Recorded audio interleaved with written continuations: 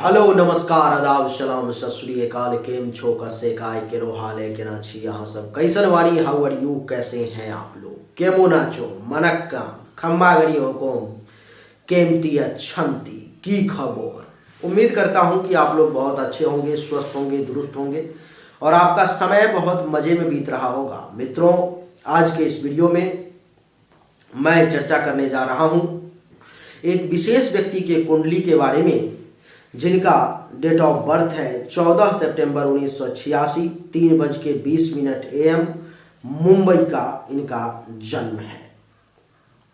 इसी कुंडली के बारे में हम लोग चर्चा करने वाले हैं। चेंबूर मुंबई का जन्म है कि इनकी जिंदगी आखिर कैसी रहने वाली है। कुंडली आपके सामने में है, आप देख ही रहे हो। जो ज्योतिष के विद्वान होंगे वो समझ ही रहे होंगे, लेकिन मैं जो नहीं समझने वाले लोग हैं अथवा जिनकी कुंडली है उनको मैं सब कुछ क्लियरली बताता हूं। लग्न में कोई भी ग्रह नहीं है। द्वितीय भाव में अपने ही राशि में सूर्यदेव विराजमान है। तीसरे भाव में उच्च का बुध और केतु भी विराजमान है। चतुर्थ भाव में शुक्र उच्च का विराजमान है। आपका जो प्रश्न है उसका उत्तर यहीं से देता हूं, हाँ। पंचम भाव में शनि जो है सो विराजमान है। छठे भाव में मंगल, सप्तम भाव में चंद्रमा, अष्टम भाव में गुरु और नवम भाव में राहु विराजमान है। इन सब का क्या फल मिलेगा आपको, आइए चर्चा को शुरू करते हैं। मित्रों, सूर्य से ही चर्चा आरंभ करेंगे।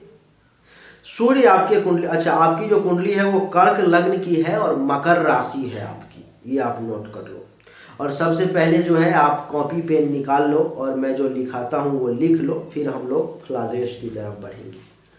जब आपका जन्म हुआ तब से लेकर के 22/7/1990 तक सूर्य की महादशा रही। 22/7/1990 से लेकर के 22/7/2000 ईस्वी तक चंद्रमा, 22/7/2000 ईस्वी से 22/7/2007 तक मंगल, 22/7/2007 से 22/7/2025 तक राहु, 22/7/2025 से लेकर के 22/7/2041 तक गुरु, 22/7/2041 से लेकर के 22/7/2060 तक शनि और उसके बाद फिर बुध। अब पेज पलट दो, दूसरे पेज में आप लिखो 22/7/2007 से लेकर के 4/4/2010 तक राहु के महादशा में राहु की अंतर्दशा, 4/4/2010 से 28/8/2012 तक राहु में गुरु, 28/8/2012 से लेकर के 4/7/2015 तक राहु में शनि की अंतर्दशा, 4/7/2015 से 22/1/2018 तक राहु में बुध की अंतर्दशा, 22/1/2018 से 10 फरवरी 2019 तक राहु में केतु की अंतर्दशा, 10 फरवरी 2019 से 10 फरवरी 2022 तक राहु में शुक्र की अंतर्दशा और 10 फरवरी 2022 से 4 जनवरी 2023 तक राहु में सूर्य की अंतर्दशा और 4 जनवरी 2023 से 4/7/2024 तक राहु में चंद्रमा की अंतर्दशा और 4/7/2024 से 22/7/2025 तक राहु में मंगल की अंतर्दशा। आगे लिखो अब आप 22/7/2025 से लेकर के 10/9/2027 तक गुरु में गुरु की अंतर्दशा, 10/9/2027 से 22 मार्च 2023 तक गुरु में शनि की अंतर्दशा, 22 मार्च 2030 से 28/6/2032 तक राहु में गुरु में बुध की अंतर्दशा, 28/6/2032 से लेकर के 4/6/2033 तक गुरु में केतु की अंतर्दशा, 4/6/2033 से लेकर के 4 फरवरी 2036 तक गुरु में शुक्र की अंतर्दशा और 4 फरवरी 2036 से लेकर के 22/11/2036 तक गुरु में सूर्य की अंतर्दशा, 22/11/2036 से लेकर के 22 मार्च 2038 तक गुरु में चंद्रमा की अंतर्दशा, 22 मार्च 2038 से लेकर के 28 फरवरी 2039 तक गुरु में मंगल की अंतर्दशा और 28 फरवरी 2039 से 22/7/2041 तक गुरु में राहु की अंतर्दशा। आगे बढ़ते हैं। अब आप लिखो 22/7/2041 से लेकर के 25/7/2044 तक शनि के महादशा में शनि की अंतर्दशा, 25/7/2044 से 4/4/2047 तक शनि के महादशा में बुध की अंतर्दशा, 4/4/2047 से 13/5/2048 तक शनि में केतु की अंतर्दशा, 13/5/2048 से 13/7/2051 तक शनि में शुक्र की अंतर्दशा, 13/7/2051 से 25/6/2052 तक शनि में सूर्य की अंतर्दशा और 25/6/2052 से 25 जनवरी 2054 तक शनि में चंद्रमा की अंतर्दशा और 25 जनवरी 2054 से लेकर के 4 मार्च 2055 तक शनि में मंगल की अंतर्दशा और 4 मार्च 2055 से 10 जनवरी 2058 तक शनि में राहु की अंतर्दशा और 10 जनवरी 2058 से लेकर के 22/7/2060 तक शनि में गुरु की अंतर्दशा। और इसके बाद फिर अपना बुध है, तो आगे अब कहाँ तक जाए, तो चलिए यहीं तक चर्चा हम लोग करेंगे। अब आपको मैंने लिखा दिया कि कौन से ग्रह की महादशा कब थी, कब है, और किस ग्रह की अंतर्दशा कब रहेगी। तो अब जो मैं फलादेश करने जा रहा हूं वो सब फलादेश आपको जब जब उस ग्रह की महादशा अंतर्दशा आएगी तब तक वो फलादेश लागू होगा। अब आप सुनो, सूर्य से चर्चा आरंभ करते हैं। सूर्य का समय जब जब आपके जिंदगी में आएगा, सूर्य आपके कुंडली के दूसरे भाव में बैठे हुए हैं, तो उस समय में धन धान्य संपत्ति आप जमा कर पाओगे। परिवार से सुख का योग बनेगा। वाणी थोड़ी सी तीखी रहेगी, थोड़ा सा तीखे शब्दों का प्रयोग करोगे, पड़ोसी से भी कुछ धन लाभ का योग बन जाएगा। सूर्य की 7वीं दृष्टि अष्टम भाव पर में, तो अचानक से कुछ धन लाभ भी होगा, कुछ काम बनने में परेशानी भी आएगी, आपका काम धीरे धीरे बनेगा, परेशानी के साथ बनेगा, अचानक से धन लाभ भी होगा, कोई छोटा मोटा चोट लगने का भी जो है योग बन जाएगा। इसके अलावा मैं आपको बता दूं कि सूर्य का जब जब समय जिंदगी में आएगा, जिस व्यक्ति के कुंडली में सूर्य दूसरे भाव में रहता है, तो भृगु ऋषि कहते हैं कि जिस व्यक्ति का सिंह का सूर्य लग्न से दूसरे भाव में रहे वह मनुष्य बड़ा धनवान, कुटुंबवान यानी कि परिवारवान, रिश्तेदारवान, धन के कारण ही जीवन की दिनचर्या में कुछ कुछ अशांति पाने वाला, धन की शक्ति से कुछ अड़चनों द्वारा गूढ़ तत्वों का ज्ञान अर्जित करने वाला, आयु की दिनचर्या में कुछ निरस्ता का आभास, अमीरों के ढंग जैसा रहने वाला, खुद को अमीर समझने वाला, धन की तरफ से बड़े प्रभाव की शक्ति रखने वाला, वह प्रभाव पाने वाला और धन की संग्रह शक्ति को ही विशेष महत्व देने वाला तथा प्रभाव की ताकत से धन की वृद्धि करने वाला और बहुत इज्जतदार व्यक्ति होता है। ये सब फल कब मिलेगा, तो सूर्य की महादशा तो बचपन में ही निकल गई, लेकिन सूर्य की अब अंतर्दशा जब आएगी तो ये फल उस समय में लागू होगा आपके जिंदगी में। चलिए, सूर्य के बाद अब चंद्रमा की चर्चा करते हैं। चंद्रमा इस कुंडली में आपके कुंडली के 7वें भाव में बैठे हुए हैं, जिसके कारण से पत्नी का घर है, तो चंद्रमा बैठा हुआ है तो पत्नी बहुत सुंदर आपको मिली होगी। चंद्रमा का जब समय जिंदगी में आएगा तो आपको करना क्या है कि एक बढ़िया क्वालिटी का मोती धारण कर लेना है, क्योंकि चंद्रमा मात्र 1 डिग्री पर में है, क्योंकि चंद्रमा बहुत बढ़िया रिजल्ट देने वाला है आपके कुंडली में। तो अगर चंद्रमा के समय में एक बढ़िया क्वालिटी का मोती धारण कर लोगे तो जीवन साथी के साथ संबंध बहुत बढ़िया रहेगा, काम वासना की पूर्ति होगी, वैवाहिक जीवन अच्छा रहेगा, दैनिक व्यवसाय रोजगार के क्षेत्र में कमाल करोगे। प्राइवेट पार्ट से संबंधित अगर किसी भी प्रकार की परेशानी आती है तो वो सबको चंद्रमा दूर कर देगा। दुश्मन के द्वारा अगर कोई परेशानी आती है तो उसको भी चंद्रमा खत्म करेगा। पार्टनरशिप में भी अगर किसी के साथ काम चल रहा है तो चंद्रमा के समय में वो काम बढ़िया चलेगा। चंद्रमा की 7वीं दृष्टि आपके चेहरे पर में, जिसके कारण से आपके चेहरे पर भी चमक होगी, रंग रूप बढ़िया होगा, दिमाग तेज होगा और चंद्रमा के समय में विवेक का सहारा लोगे, शील स्वभाव भी बढ़िया रहेगा, गर्व करने लायक काम करोगे, विनम्रता बनी रहेगी, स्वभाव भी काफी अच्छा रहेगा। तो चंद्रमा के समय में आपको बहुत कुछ मिलेगा। चंद्रमा का समय आपके लिए जो है बहुत ही जिंदगी में बढ़िया रहने वाला है। चंद्रमा के बाद मंगल की चर्चा करेंगे। मंगल आपके कुंडली के 6ठे भाव में बैठे हुए हैं, जिसके कारण से मंगल का फल आपके लिए बढ़िया नहीं रहेगा। मंगल की जब महादशा अंतर्दशा जिंदगी में आएगी तो दुश्मन परेशान करेगा, चिंता में रहोगे, बीमारी परेशान करेगा, कुछ कर्ज वगैरह लेने की भी नौबत आ सकती है। केस मुकदमा का भी योग बन सकता है। पेट से संबंधित परेशानी होगी। कलंक लगने का योग बन जाएगा। शोक और दुख की प्राप्ति का योग बन जाएगा। और मंगल की चतुर्थ दृष्टि जो है सो नवम भाव पर में, तो भाग्य का भी सपोर्ट नहीं मिलेगा। धर्म और तीर्थ यात्रा कम कर पाओगे। यश में कमी होगी। ससुराल पक्ष से टेंशन तनाव होगा। सन्यासी, संत, महात्मा, ऋषि, मुनि, ब्राह्मण, गुरु, आचार्य जिन सब का भी आशीर्वाद कम मिलेगा। अपने शिक्षा का सही प्रयोग नहीं कर पाओगे। मंगल की जो है 7वीं दृष्टि द्वादश भाव पर में, तो मंगल के समय में खर्चा ज्यादा होगा। धनहानि का योग बन जाएगा। विदेश यात्रा का भी योग बनेगा। अस्पताल का खर्चा भी एक्टिवेट रहेगा। और मंगल की 7वीं दृष्टि मस्तक पर में, तो मेंटली तौर पे मंगल के समय में बहुत गुस्से में और परेशान रहोगे। अपने से बड़े बुजुर्ग का सम्मान कम करोगे और टेंशन तनाव में समय बीतेगा। मंगल आपके कुंडली के 5म भाव के साथ साथ 10म भाव के भी मालिक हैं, जिसके कारण से संतान को लेकर के भी परेशानी रहेगी। विद्या बुद्धि का सही उपयोग नहीं हो पाएगा। यश में कमी होगी। चाहने वालों की संख्या में कमी होगी। धर्म और मंगल कार्य में आपको बाधा का सामना करना पड़ेगा। पिता से विशेष लाभ नहीं मिल पाएगा। मंगल के समय में सरकार से फायदा नहीं मिलेगा। काम धंधा करने में परेशानी आएगी। पद, प्रभुता, अधिकार, प्रतिष्ठा, इन सब में भी कमी का आपको सामना करना पड़ेगा। मंगल के समय में मंगल का जब जब महादशा अंतरदशा जिंदगी में आए, जब जब हमने लिखाया है, तब तब आपको चाहिए कि दैनिक रूप से हनुमान चालीसा का पाठ करें और ओम मंग मंगलाय नमः मंत्र का जाप करें। आपके लिए 10 माला बढ़िया रहेगा। जाप जब भी शुरू करेंगे, शुरू करने से पहले आप संकल्प जरूर करवा लेंगे, तभी जाके ये फलित होगा। मंगल के बाद बुध की चर्चा करते हैं। बुध इस कुंडली में उच्च के बैठे हुए हैं 3रे भाव में, अस्त अवस्था में है। इसलिए बुध का अगर बुध के समय में पन्ना धारण कर लिया गया तो बुध बहुत बढ़िया रिजल्ट देगा।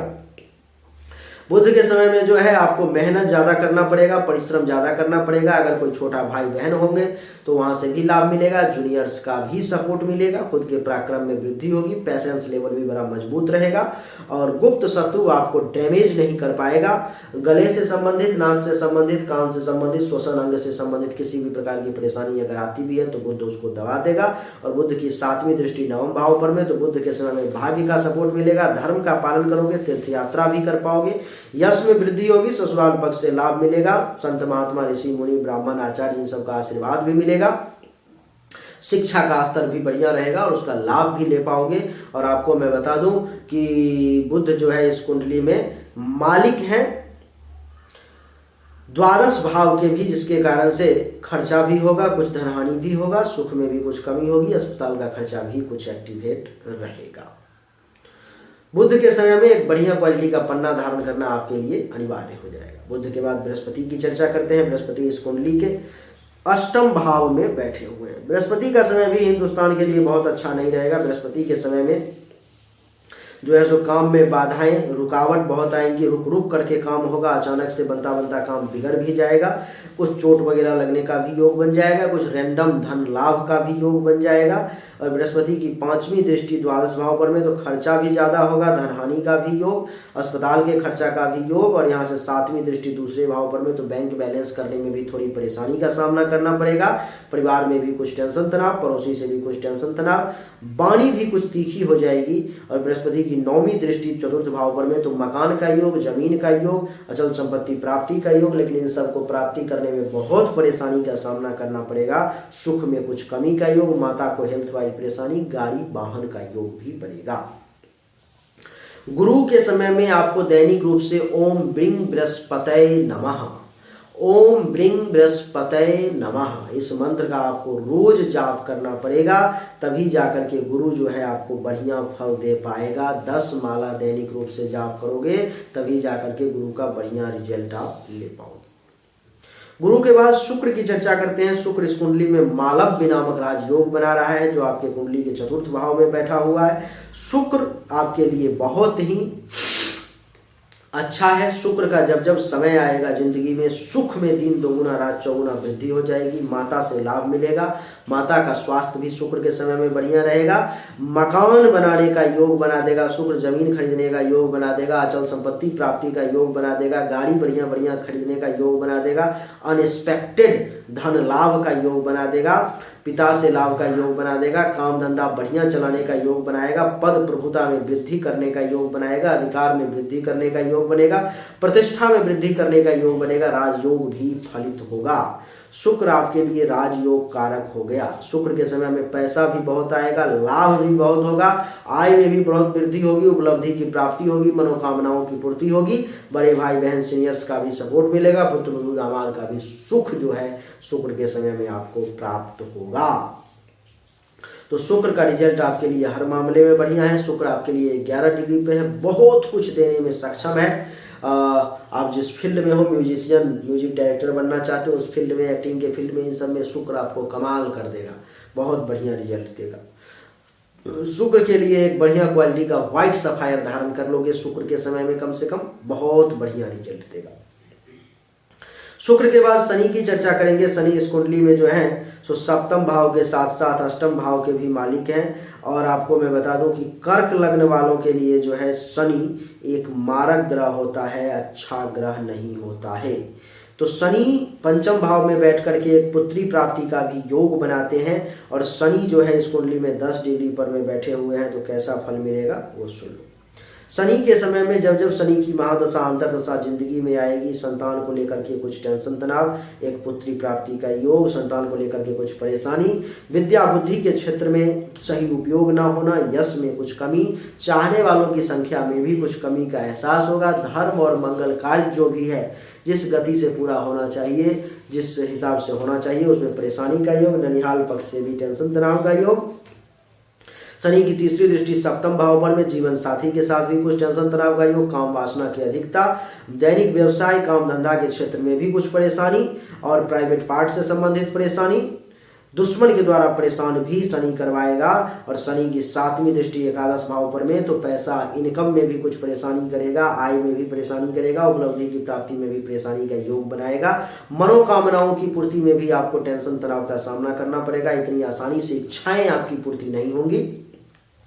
बड़े भाई बहन सीनियर्स से भी सपोर्ट लेने में परेशानी का सामना करना पड़ेगा।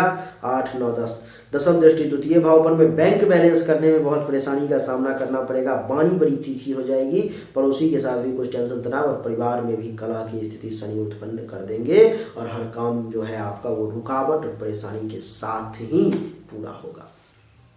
शनि के समय में ओम शं शनिश्चराय नमः मंत्र का 10 माला जाप करना आपके लिए अनिवार्य होगा। संकल्प करवा करके 10 माला जाप शुरू कर दोगे, आपके लिए बढ़िया रहेगा।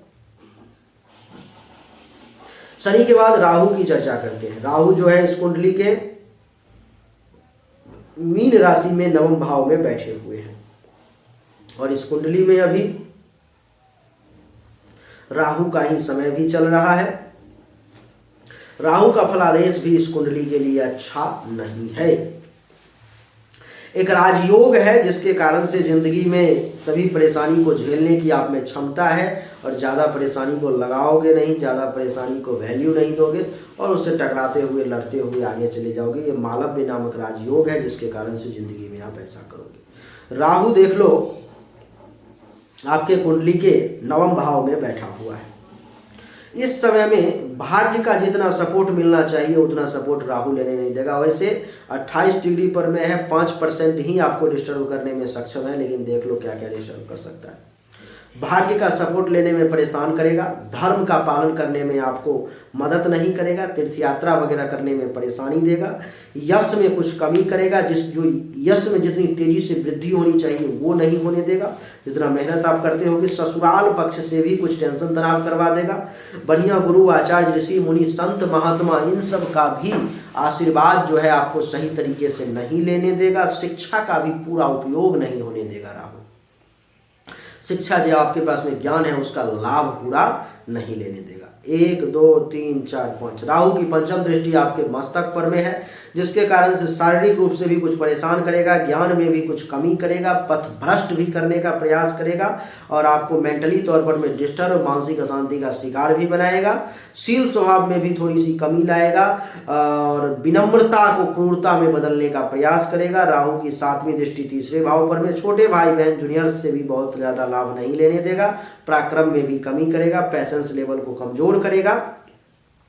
माता के लिए ये समय ठीक नहीं रहेगा। छुपा हुआ दुश्मन आपको बहुत परेशान करने की कोशिश करेगा। गले से संबंधित, नाक से संबंधित, कान से संबंधित, श्वसन अंग से संबंधित परेशानी का सामना करना पड़ेगा आपको। और राहु की जो है 9वीं दृष्टि पंचम भाव पर में, तो संतान को लेकर के कुछ परेशानी का भी सामना करना पड़ेगा। विद्या बुद्धि के क्षेत्र में परेशानी का सामना करना पड़ेगा। यश में भी कमी का एहसास होगा, चाहने वालों की संख्या में भी कमी होगी। धर्म और मंगल कार्य में भी जो है आपको परेशानी का सामना करना पड़ेगा। राहु का समय आपके लिए बिल्कुल भी अच्छा नहीं है। इस समय में आपको सावधान रहना है, नहीं तो अफेयर वगैरह भी हो सकता है। पैसा जमा करने की कितनी भी कोशिश करोगे ये पैसा जमा नहीं होने देगा। सबसे पहली बात तो ये कमजोर है, नहीं तो इनकम ही नहीं होने देता, लेकिन इनकम हो रहा है तो पैसा जमा नहीं होने देगा। खर्च हद से ज्यादा करवाएगा। सावधान रहना, नहीं भगवान ना करे, नहीं तो कर्ज वगैरह में भी ले जाने की कोशिश ये करेगा। लेकिन बहुत ज़्यादा पावरफुल नहीं है, इसलिए बहुत ज़्यादा आपको डैमेज ये नहीं कर पाएगा। जब तक बचा हुआ है राहु, तब तक दैनिक रूप से सुबह में स्नान करके ओम रांग राहवे नमः मंत्र का 10 माला आप जाप करो, आपके लिए बढ़िया रहेगा। राहु के बाद केतु की चर्चा करते हैं। केतु इस कुंडली के 3रे भाव में बैठे हुए हैं। केतु के समय में भी छोटे भाई बहन से विशेष लाभ नहीं मिल पाएगा। पराक्रम में कमी, पैसेंस लेवल का कमजोर होना, माता के लिए खराब समय, छुपा हुआ दुश्मन के द्वारा परेशान किया जाना, गले से संबंधित, नाक से संबंधित, कान से संबंधित कुछ माइनर प्रॉब्लम। और केतु की 5वीं दृष्टि सप्तम भाव पर में, तो पति पत्नी के बीच में, दाम्पत्य जीवन में परेशानी, काम वासना की अधिकता, वैवाहिक जीवन में परेशानी, दैनिक व्यवसाय रोजगार का बहुत अच्छा ना चलना। केतु की 7वीं दृष्टि जो है सो 9वें भाव पर में, तो भाग्य में कमी का एहसास, भाग्य का पूरा सपोर्ट ना मिलना, धर्म कर्म का पालन करने में परेशानी, यश में कमी, ससुराल पक्ष से टेंशन तनाव का योग, लाभ ना मिलना, गुरु आचार्य ऋषि मुनि संत महात्मा ब्राह्मण का आशीर्वाद उतना ना मिलना, शिक्षा का पूरा उपयोग ना होना। और केतु की 9वीं दृष्टि जो है सो आपके कुंडली के 11 भाव पे पड़ेगी, जिसके कारण से आय में कमी, लाभ भी उतना ना मिलना, उपलब्धि की बड़ी बड़ी प्राप्ति में परेशानी, मनोकामनाओं की पूर्ति में परेशानी, बड़े भाई बहन सीनियर्स के सपोर्ट में परेशानी का योग बना देगा केतु। इसीलिए सावधान। केतु के समय में भी ओम किंग केतवे नमः मंत्र का दैनिक रूप से जाप करना आपके लिए अनिवार्य होगा।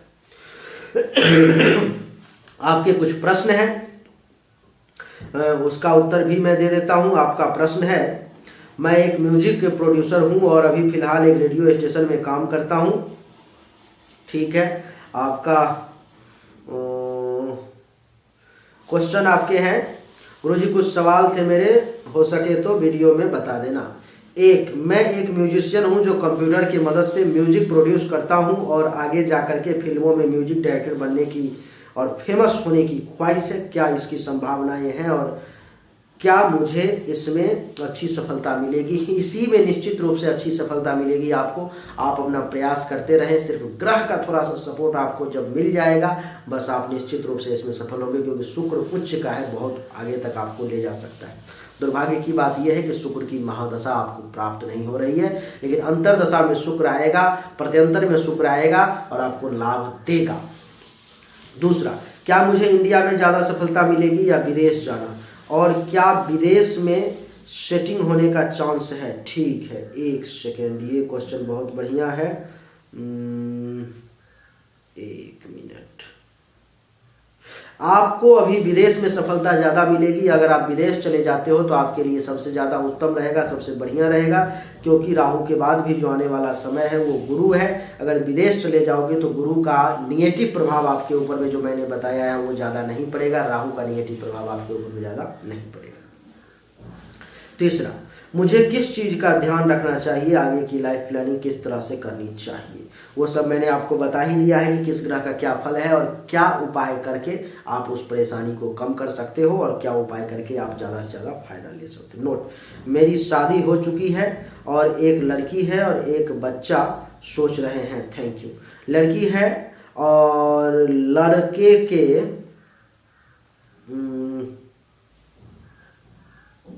लड़का प्राप्त होने में थोड़ी सी परेशानी का आपको सामना करना पड़ेगा, क्योंकि राहु की दृष्टि है, इसीलिए आपको दैनिक रूप से राहु के मंत्र का जाप करना चाहिए। 2025 तक राहु है, दैनिक रूप से राहु के मंत्र का जाप करना चाहिए। अगर संभव हो, आप सक्षम अगर हो तो राहु से संबंधित जितनी भी परेशानी चल रही है तो उसके लिए मंत्र का जाप तो आपको करना ही है, लेकिन अगर संभव हो तो राहु का अनुष्ठान करवा लेना आपके लिए सबसे बढ़िया रहेगा। हमारे यहाँ से भी करवा सकते हो। 72,000 राहु के मंत्र का जाप और 7200 उसका हवन करवाना अनिवार्य है। अगर करवा लोगे तो आपके लिए बहुत अच्छा रहेगा, नहीं तो फिर परेशानी की तो जो स्थिति है वो तो रहेगी। अभी आपका शुक्र वाला जो बढ़िया समय है, देखो भगवान कृपा से अभी ये फरवरी में अब समाप्त होने जा रहा है। अगर आपने व्हाइट सफायर धारण कर लिया होगा तो ये आपको बहुत सफलता दिया होगा शुक्र ने आपको। सूर्य आएगा, फिर चंद्रमा, फिर मंगल, सबका लिखा ही दिया हूँ, बता ही दिया हूँ क्या कैसे फल होगा। और इस समय में आपको राहु का अनुष्ठान करवाना अनिवार्य है, अच्छा रहेगा आपके लिए अगर आप करवा लेते हो तो। उम्मीद करता हूँ कि आपके सभी प्रश्नों का उत्तर मिल गया होगा और आप सब कुछ समझ भी गए होंगे आसान तरीके से। अगर आपको अच्छा लगा तो इस वीडियो को लाइक करें, शेयर करें, चैनल को सब्सक्राइब करके इसके बेल आइकन के बटन को दबा दें। एक बार फिर से आप सभी का बहुत बहुत धन्यवाद। Thank you so much. जय हिंद, वंदे मातरम। बोलिए राधे राधे।